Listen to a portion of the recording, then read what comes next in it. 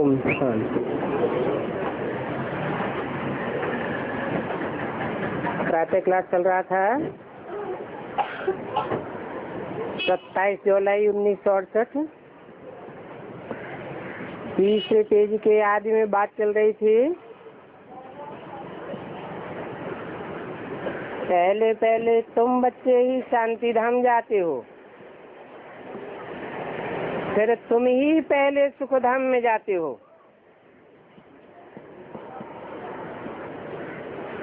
और तुम ही दुख धाम में भी जाते हो।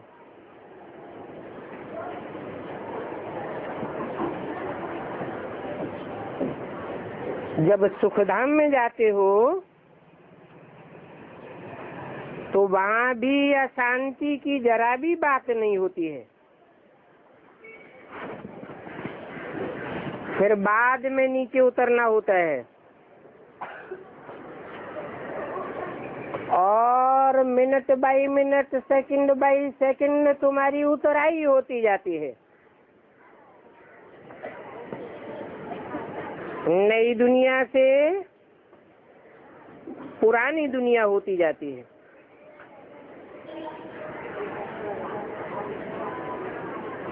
तभी बाबा ने कहा था हिसाब निकालो, 5000 वर्ष में इतने मास, इतने दिन, इतने घंटे, इतने मिनट और कितने सेकंड होते हैं। तो फिर बाबा भी छपावेंगे, मनुष्य वंडर खावेंगे कि ये हिसाब तो पूरा बताया है। एक्यूरेट हिसाब निकालना चाहिए। उस हिसाब में जरा भी फर्क नहीं पड़ सकता, और वो सारा हिसाब फिर ज्यों का त्यों 5000 वर्ष बाद रिपीट होगा।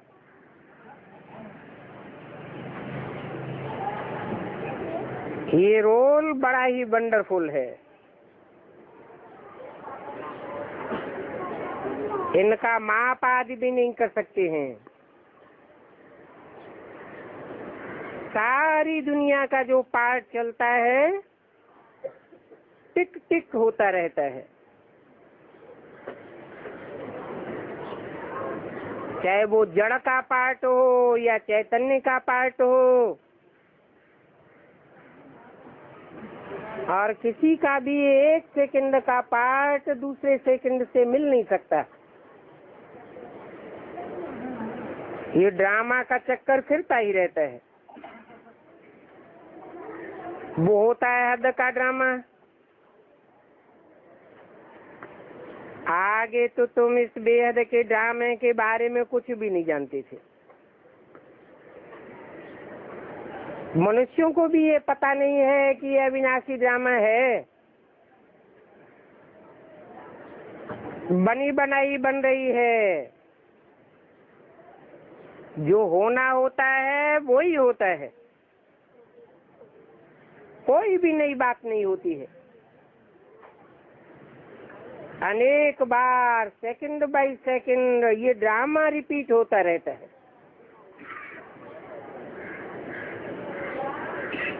और कोई भी ये बातें समझा ही नहीं सकते हैं। तुम बच्चों को पहले पहले तो बाप का परिचय देना है। वो बेहद का बाप है। बेहद का बाप बेहद का वर्षा देते हैं।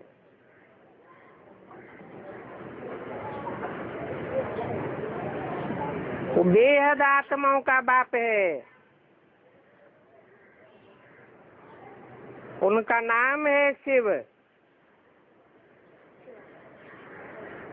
शिव कल्याणकारी को कहा जाता है।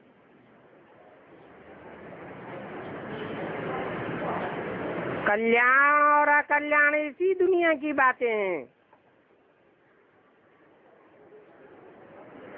साकार दुनिया में ही कल्याण किया जाता है,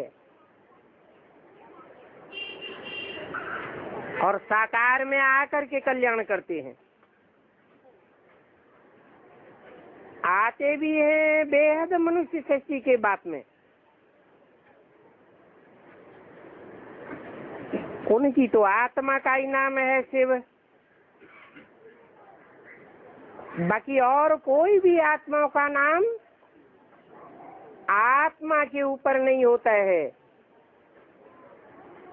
जो भी पार्टधारी आत्माएं हैं सबका नाम शरीरों के ऊपर होता है, क्योंकि सब शरीर द्वारा पार्ट बजाते हैं, देहभान में आते हैं नंबरवार। एक ही वो तुरिया सेल से सोल है जो देहभान में कभी नहीं आती, इसलिए उनकी आत्मा का ही नाम शिव है।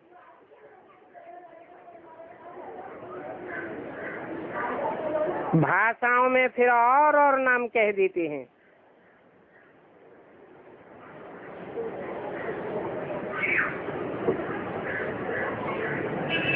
मुसलमान रूह को कहते हैं,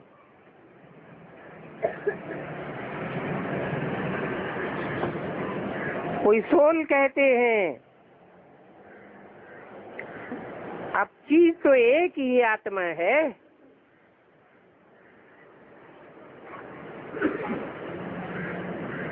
और आत्माओं के बीच में परम पार्ट बजाने वाली आत्मा परमात्मा कही जाती है।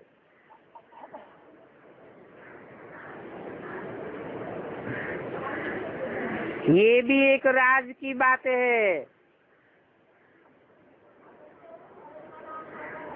कि सुप्रीम सोल बाप जो सब का बाप है, वो मनुष्य आत्माओं के बाप में प्रवेश करता है। बाप कहते हैं मैं आता ही तब हूँ जब अति धर्म की ग्लानि हो जाती है।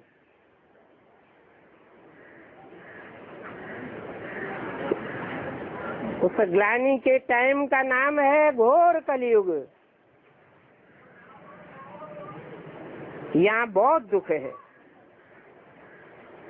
कहते हैं ऐसे घोर कलयुग में पवित्र कौन रह सकता है।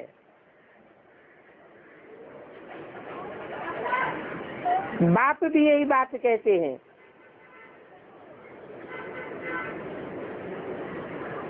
कि यहाँ कोई भी पवित्र नहीं रह सकता, परंतु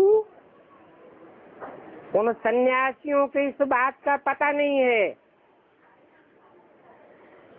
कि इन्हों को पावन बनाने वाला कौन है। कौन है? जो कभी भी अपवित्र नहीं बनता, उसके ऊपर काल का प्रभाव नहीं पड़ता। चाहे घोर कलयुग की दुनिया में ही क्यों ना आता है, पतित से पतित आत्माओं के बीच में क्यों ना आवे, बंदरों में सल दुनिया हो जाती है, ऐसी दुनिया में आकर क्यों ना पार्ट बजावे, फिर भी वो एवर प्योरिटी का पार्ट बजाता है। तुमको तो पता है कि पावन बनाने वाला कौन है। एक एवर प्योर बाप ही संगम युग पर आकर के पवित्र दुनिया स्थापन करते हैं। बाकी तो ऐसा पवित्र दुनिया में कोई भी महान से महान धर्म पिता, महात्मा, सन्यासी पावन नहीं रह सकता।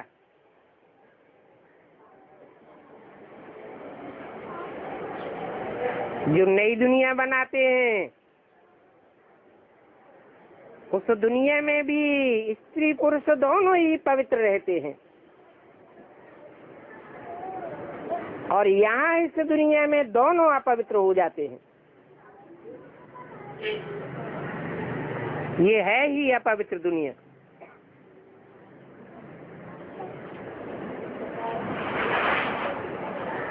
वो पवित्र दुनिया एक के संग के रंग से बनती है, जो एवर प्योर कहा जाता है, और ये अपवित्र दुनिया अनेकों के संग के रंग से बनती है, जिसे घोर कलयुग कहा जाता है।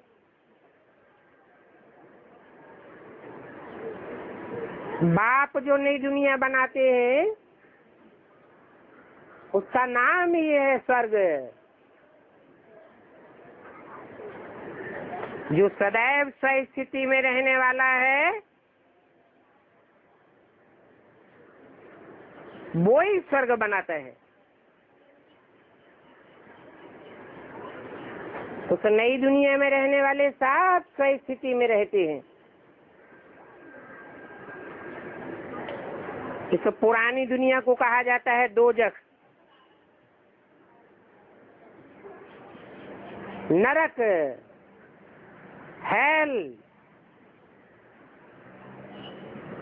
तुम बच्चे तो इस बात को समझ गए हो पुरुषार्थ अनुसार नंबर बार,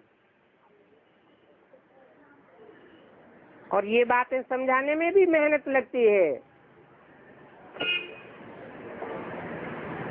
जो गरीब हैं वो तो इन बातों को झट समझ जाते हैं। क्यों? गरीब ही ज्यादा समझदार होते हैं क्या? जो साहूकार हैं वो समझदार नहीं होते क्या? है? समझदार तो होते हैं, लेकिन लगन उतनी नहीं होती जितनी गरीबों की भगवान में लगन होती है।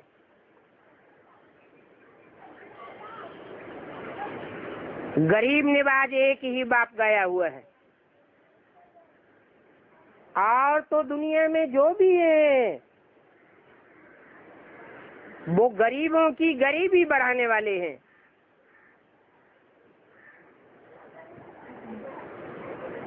खुद साहूकार बनना चाहते हैं और सारी दुनिया को गरीब देखना चाहते हैं।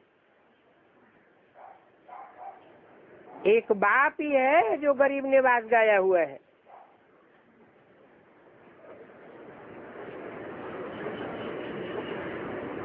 तुम बच्चों की दिन प्रतिदिन वृद्धि होती जाएगी।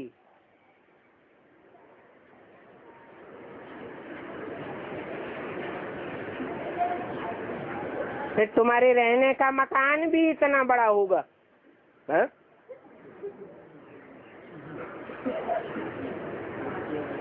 ये क्या बात हुई? मकान माना? तुम तो आत्मा हो ना, तो आत्मा का मकान कहो, घर कहो, किला कहो। जैसे शहद की मक्खियों का मकान होता है, किला होता है, ऐसे ही तुम्हारा संगठन रूपी किला इतना बड़ा होगा।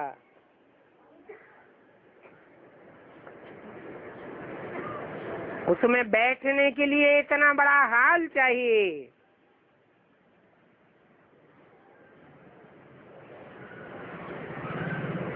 वो हाल भी जरूर बनाना पड़े।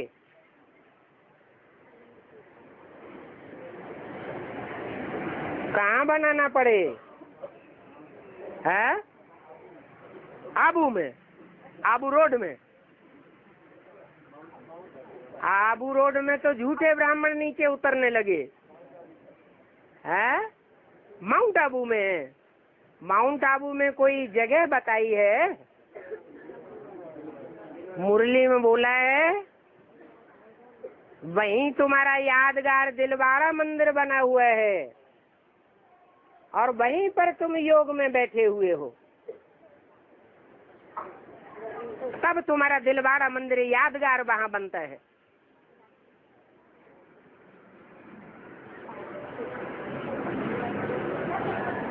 उन ब्राह्मणों का तो दिलवाड़ा में नहीं बनता है, तुम्हारा जमावड़ा दिलवाड़ा में होता है। तो इतने बच्चे आवेंगे क्योंकि बाप तो अभी दिन प्रतिदिन ऐसा टाइम होता जाएगा कि और कहीं जावेंगे ही नहीं, सिवाय तुम बच्चों के संगठन रूपी किले के।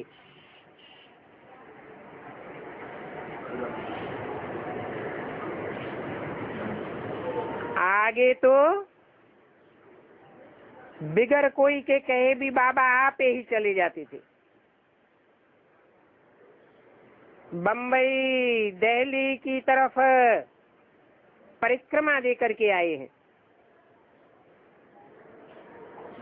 अभी तो बहुत बच्चे यहाँ आते हैं और आगे चल करके और भी आते रहेंगे। ठंडी में भी प्रोग्राम बनाना पड़े। कौन सी ठंडी है? जब चारों तरफ दुनिया में पुरुषार्थ ठंडा होने लगे, ऐसे ठंडी के सीजन में भी तुम्हारा प्रोग्राम बनाएंगे। फलाने समय आओ, तो फिर भीड़ नहीं होगी। हाँ, सभी एक ही समय तो इकट्ठे आ नहीं सकते। बच्चे वृद्धि को पाते रहेंगे। कौन से बच्चे हैं? बेसिक के बच्चे नहीं है क्या?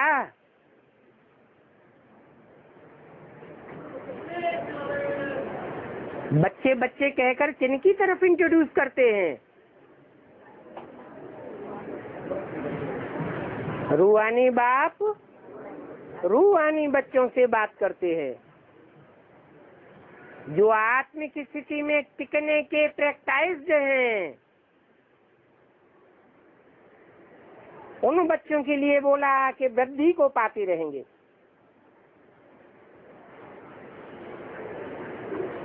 बच्चे ही कहते हैं बाबा अभी तो एक बड़ा हाल बनावे।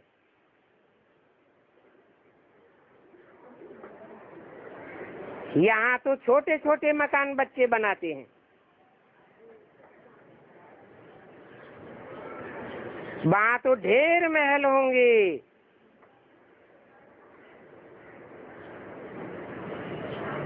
ये तो तुम बच्चे जानते हो। 8 वर्ष के बाद पैसे तो सभी मिट्टी में मिल जाएंगे। है? 68 के बाद 8 वर्ष ऐड किए तो कितना आया? सभी पैसे मिट्टी में मिल गए क्या? है? जब नया ज्ञान ले लिया तो दुनिया ही बदल गई।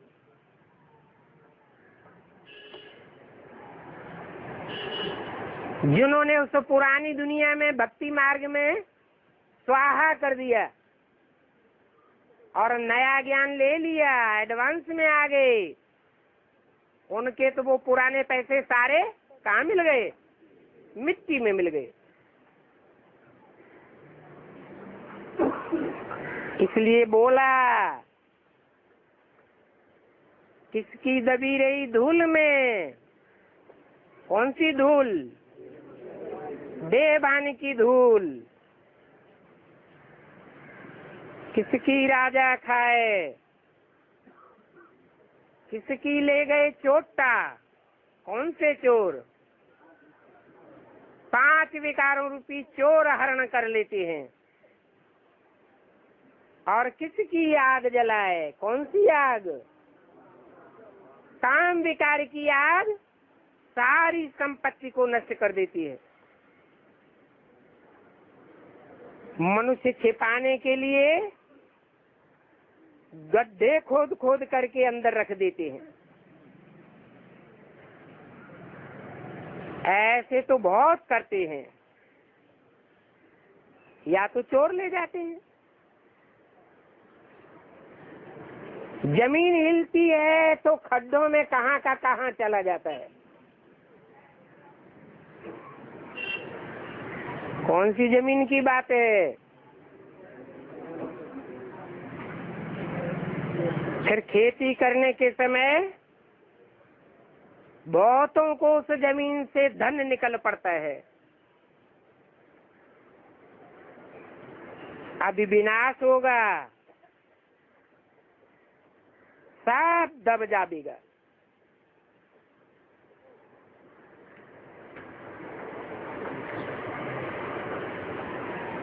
चाहे ज्ञान धन हो और चाहे स्थूल धन हो, सारा गया।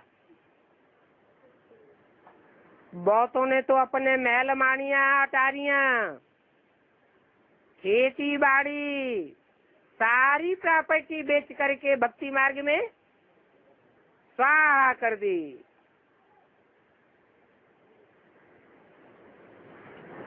फिर वहां उसके बदले में सब नया मिल जाता है।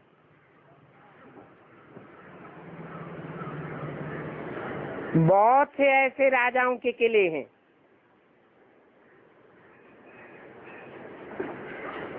जहाँ अभी भी बहुत सामान दबा हुआ है।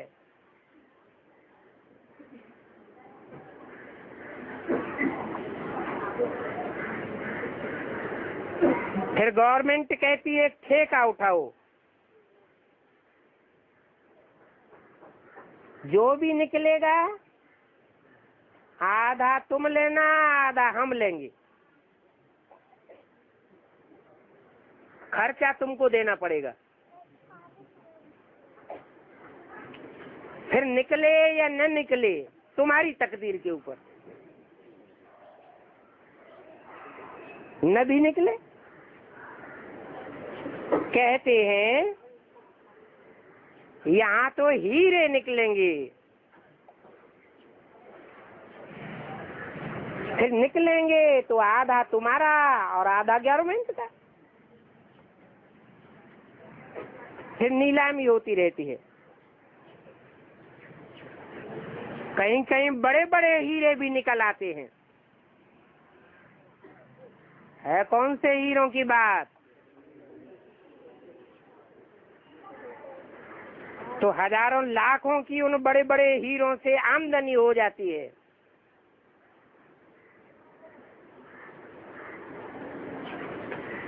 ऐसे भी नहीं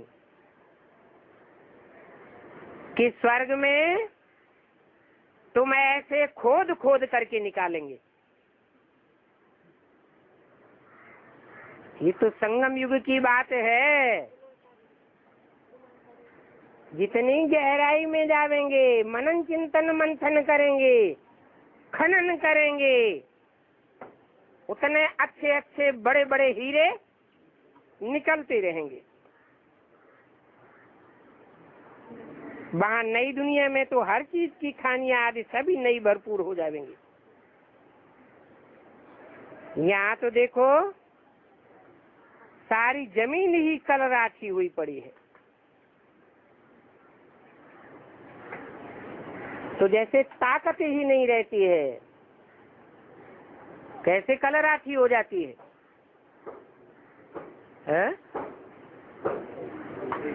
अरे यूरिया डालते डालते जमीन उपजाऊपन खो देती है,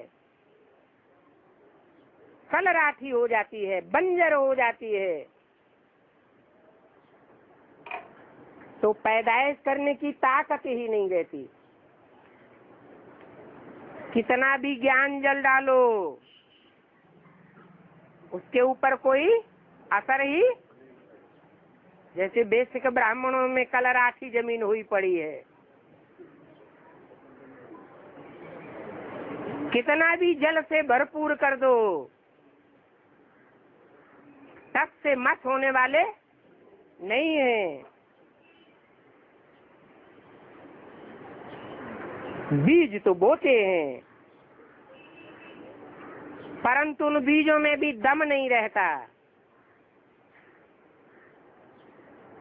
कीचड़ पट्टी अशुद्ध चीजें डाल देते हैं। वहां नई दुनिया में तो ऐसी यूरिन आदि कीचड़ पट्टी की बात ही नहीं है।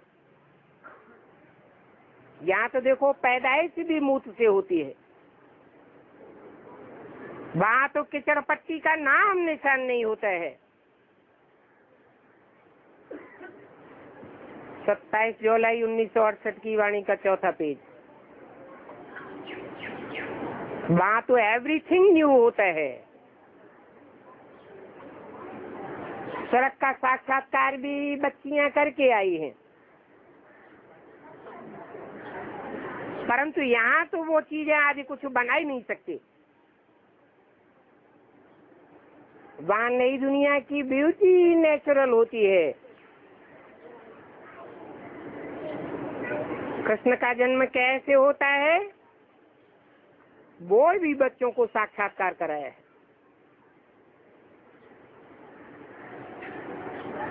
जब कृष्ण का जन्म होता है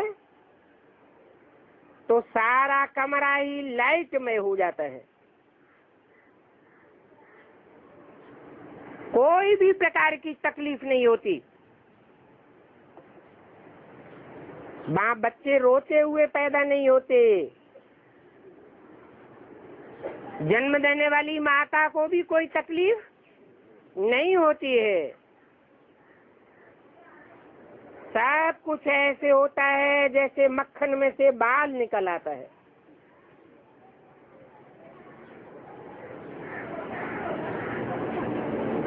अच्छी अच्छी नर्सें आगे खड़ी हुई होती हैं। नर्सें माने दासियां, दाइयां, झट बच्चे को गोद में उठाई लेती है।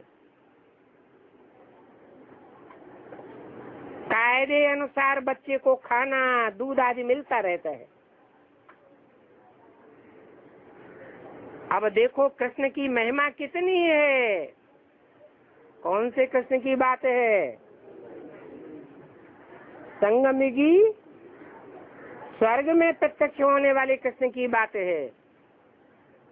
सतयुग के कृष्ण की शास्त्रों में कोई भी महिमा नहीं है। अभी बाप ने ये बात तुमको समझाई है।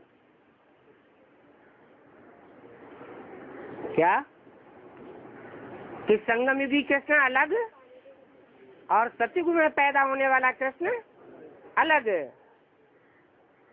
ये बाप की समझाने देने वाला भी बाप ही है। ये भी एक बाप की पहचान हो गई।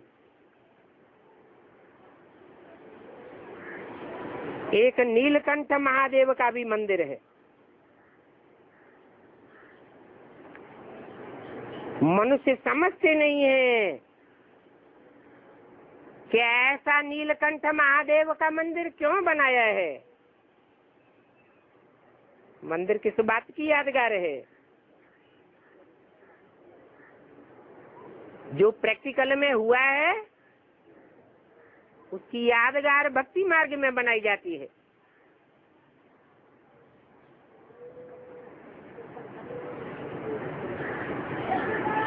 कंठ को नीला क्यों दिखाई दिया?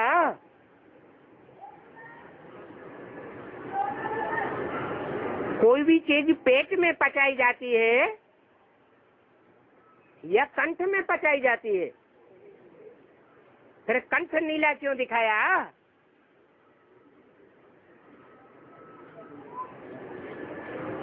ये बुद्धि रूपी पेट है। इस बुद्धि रूपी पेट में जब विष पचाने की बात आती है तो गले से आवाज मीठी निकलेगी या खारी आवाज निकलेगी? तुम बच्चों के लिए नहीं, दुनिया वालों के लिए। तुम बच्चे तो मुट्ठी भर हो, बाकी सारी दुनिया तो भक्ति मार्ग को फॉलो करने वाली है। उनको ये बातें कड़वी लगेंगी या मीठी लगेंगी? कड़वी लगती है। तो कह दिया है कि कंठ नीला हो गया, विषय वासना की बातों से कंठ भरा हुआ है।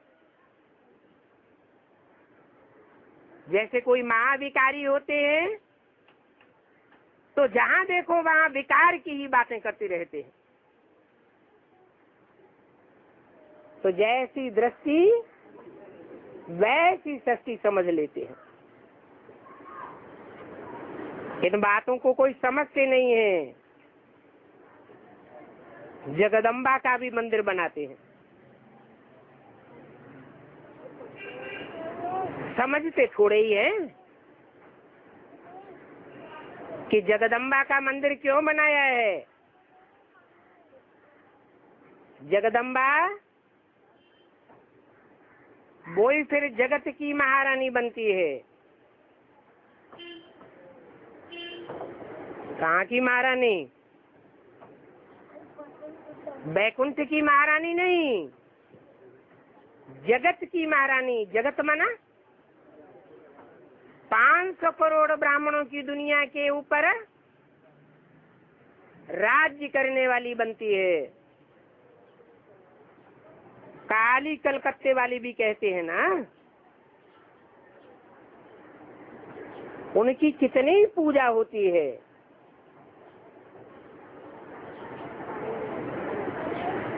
पूजा किस बात की निशानी है? जरूर ऐसी पवित्रता धारण की है जो जगत के बड़े बड़े धर्म पिताओं ने नहीं पालन कर पाई। तो उनको जगदम्बा कहते हैं। परंतु बाप बताते हैं कि ऐसी काली कोई होती थोड़ी है। भक्ति मार्ग में कैसे कैसे चित्र बनाई दिए हैं। चित्र किस बात की निशानी है? कोई ऐसा चरित्र भयानक बजाया है जो ऐसा चित्र बनाई दिया है। बाकी ऐसे नहीं है कि रूप स्वरूप रंग से कोई काली होती है। मनुष्यों को बलि चढ़ाना, भक्ति मार्ग में इसको महाप्रसाद कहते थे। अब महाप्रसाद क्यों कहते हैं, इसका अर्थ कोई समझते ही नहीं। किसी की हत्या हो जाए और हत्या करके उसका प्रसाद बांटा जाए, देवी पर अर्पण करके, वो महाप्रसाद कैसे हो सकता है? कैसे हुआ?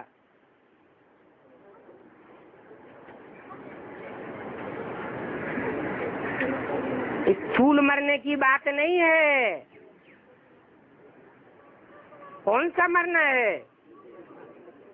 ये जीते जी देवान से मरने की बात है। भक्ति मार्ग में अर्थ को कुछ समझते नहीं है। को कहा जाता है अंधश्रद्धा। गीता महाभारत में भी लिखा हुआ है, अंधे की औलाद अंधे। परंतु मनुष्य ये भी नहीं समझते हैं कि अंधे का अर्थ क्या है। क्या अर्थ है?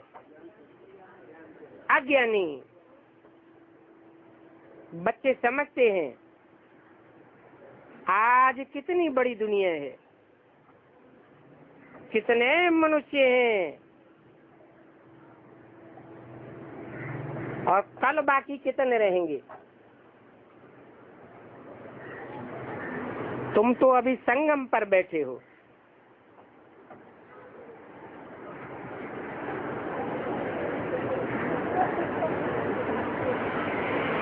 बीच में है ये विषय सागर अथवा विषय वैतरणी नदी।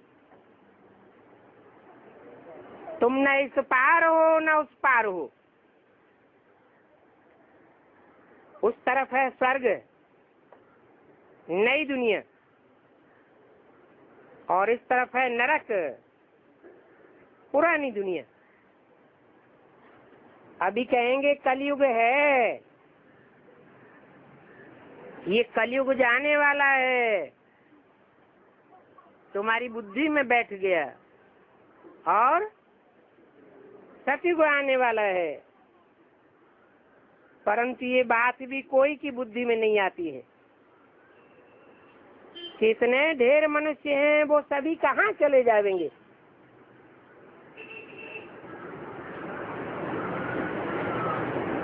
बल जैद गुरुदेव के फॉलोअर्स हैं, उन्होंने भी ये नारे छपवाए चारों ओर। क्या कलयुग जाने वाला है, सतयुग आने वाला है।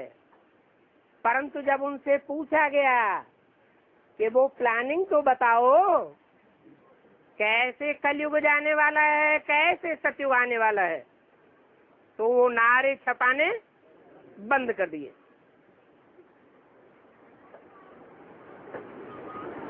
जैसे बेसिक ब्राह्मणों में जहाँ जहाँ पहले सेंटर खोले जाते थे, तो दरवाजे पर कृष्ण का चित्र लगाया जाता था। महाराज कुमार श्री कृष्ण आने वाले हैं, क्षत्र की घोषणा कर दी विनाश की। क्षत्र पूरा हुआ, फिर पूछा गया कहाँ आने वाले हैं, तो बोर्ड उतार के रख दिए।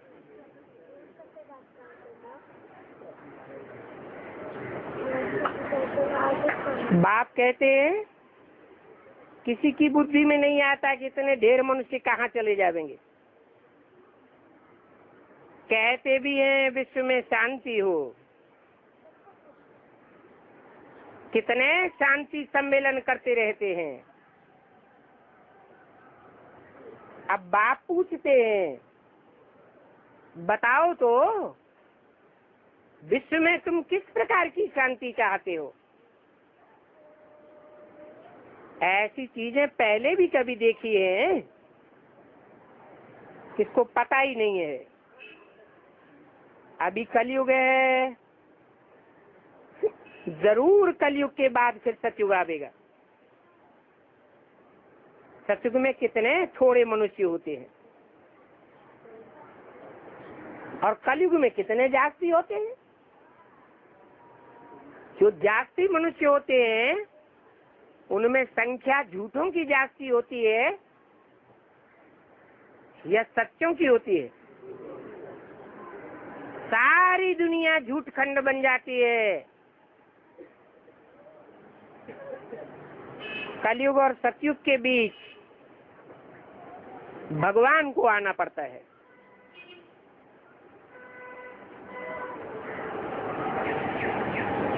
उसको कहते हैं सच्चिदानंद। वो एक ही सत्य है, और बाकी इस दुनिया में सब नंबरवार झूठे हैं। वो एक ही है जो अनेक धर्मों का, असत धर्मों का विनाश और एक सत धर्म की स्थापना करते हैं। इसके लिए त्रिमूर्ति भी दिखाई जाती है। ब्रह्मा द्वारा स्थापना, काय की स्थापना, ब्रह्मा द्वारा ब्राह्मण धर्म की भी स्थापना, वो तो पहली बात। फिर ब्रह्मा और ब्राह्मणों द्वारा किसकी स्थापना? सचखंड की स्थापना, नई दुनिया की स्थापना,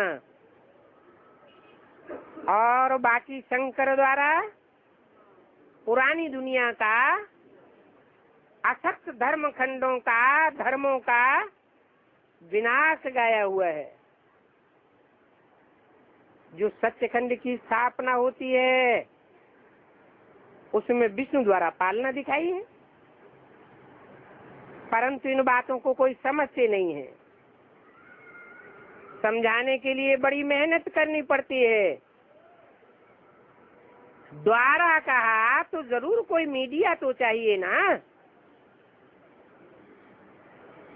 ऐसे भी नहीं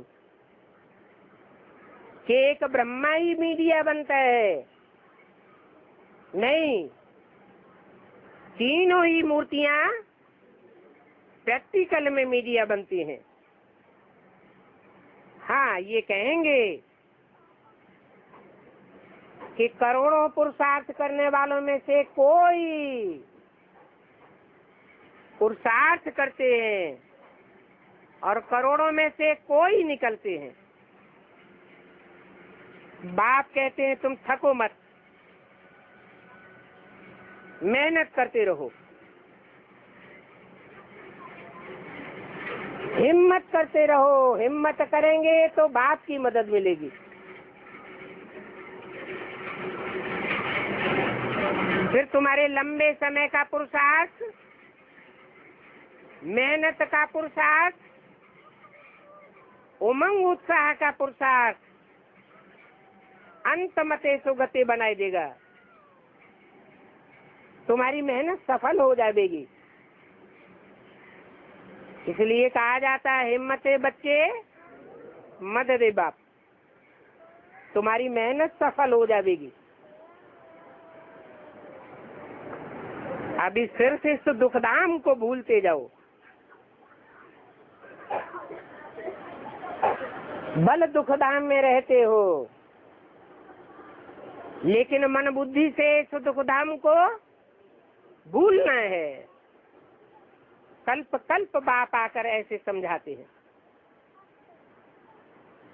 और बाप संगम युग पर ही आकर के नई दुनिया की स्थापना और पुरानी दुनिया का विनाश करते हैं। कितनी सहज समझानी है। ये नई दुनिया बनाने का काम और पुरानी दुनिया को ध्वस्त करने का काम सिवाय बाप के और कोई कर ही नहीं सकता। अच्छा, बाप बच्चों को कहते हैं गिराव डालो, कहेंगे बाबा घेराव डालने में तो बहुत खर्चा होगा। अरे खर्चा का तुम क्यों ख्याल करते हो? बाप तुमको डायरेक्शन देते हैं ना। क्या सेंटर्स का घेराव डालते जाओ।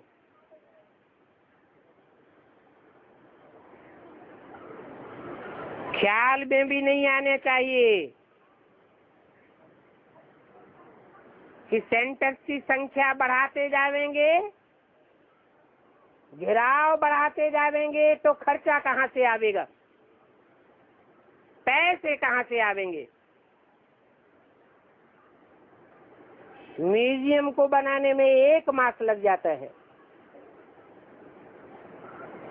मकान अच्छा हाथ में हो,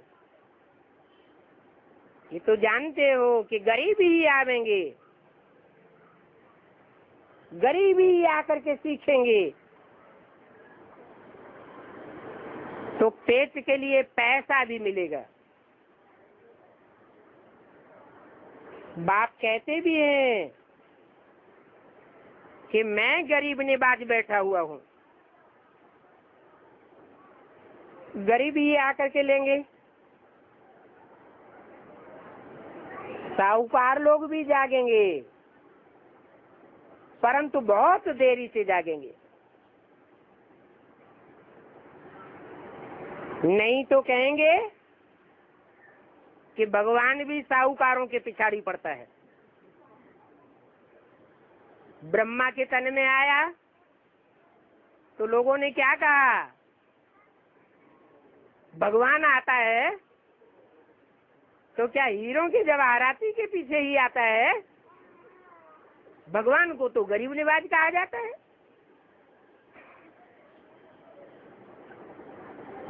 वास्तव में बाप कहते हैं मैं गरीब नवाज हूँ। भारत पहले कितना साहूकार था, अभी गरीब है। फिर बाप आकर के गरीब भारत को साहूकार बनाते हैं। अभी इस पुरानी दुनिया में अपन को जो स्वर्ग में समझते हैं, फिर समझेंगे कि हम नरक में बैठे हैं। अभी क्या समझते हैं, स्वर्ग में बैठे हैं। तुम भले उन्हों को स्वर्ग में रहने दो। बोलो तुम्हारा ये स्वर्ग तुमको मुबारक हो। तुम बच्चों को तो दिल में बहुत खुशी रहनी चाहिए। ये तो पुरानी छीछी दुनिया है।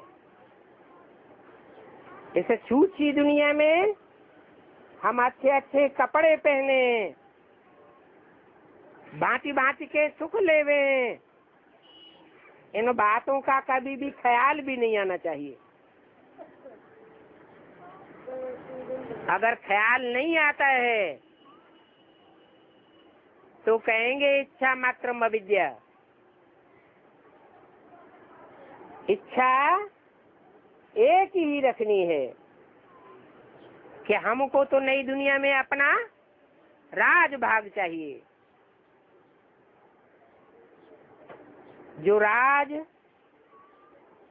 जो भाग्य हमने गंवाया है, परंतु इसके लिए कोई से भीख भी नहीं मांगनी है। बाप कहते हैं मांगने से मरना भला।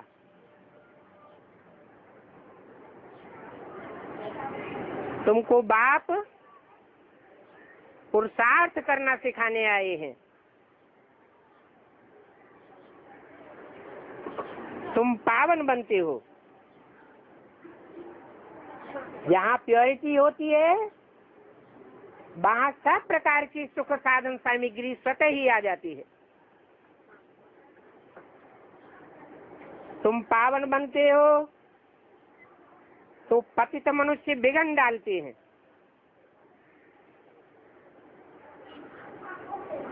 उनका है भोग बल, बाहुबल, और तुम्हारा है योग बल। ये तुम्हारा योग बल नामी ग्रामी है, जिस योग बल से हेवन की स्थापना होती है। तुम जानते हो कि स्वर्ग की स्थापना कैसे हुई थी। ये heaven wonder of the world, वो दुनिया में माया के 7 वंडर्स दिखाते हैं। वो मनुष्यों के बनाए हुए वंडर्स हैं। ये ईश्वरीय वंडर है, एक ही है जो दुनिया में सबसे जास्ती प्रसिद्ध होने वाला है। ये बातें सभी धारण करने की हैं। बाप के बच्चे हैं तो अंदर ही अंदर हर्षित होना चाहिए। इन बातों को भूलना नहीं चाहिए।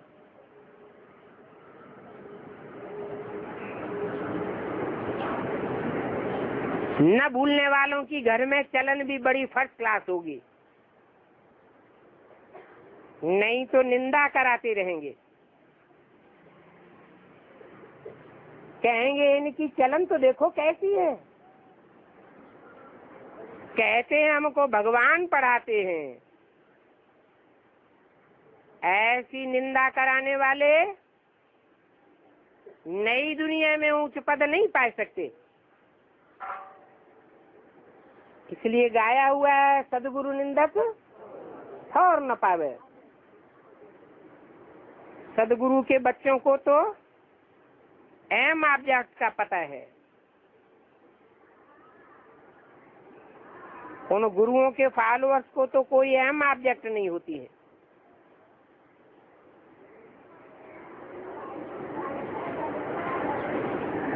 अच्छा, बच्चों को गुड मॉर्निंग और नमस्ते।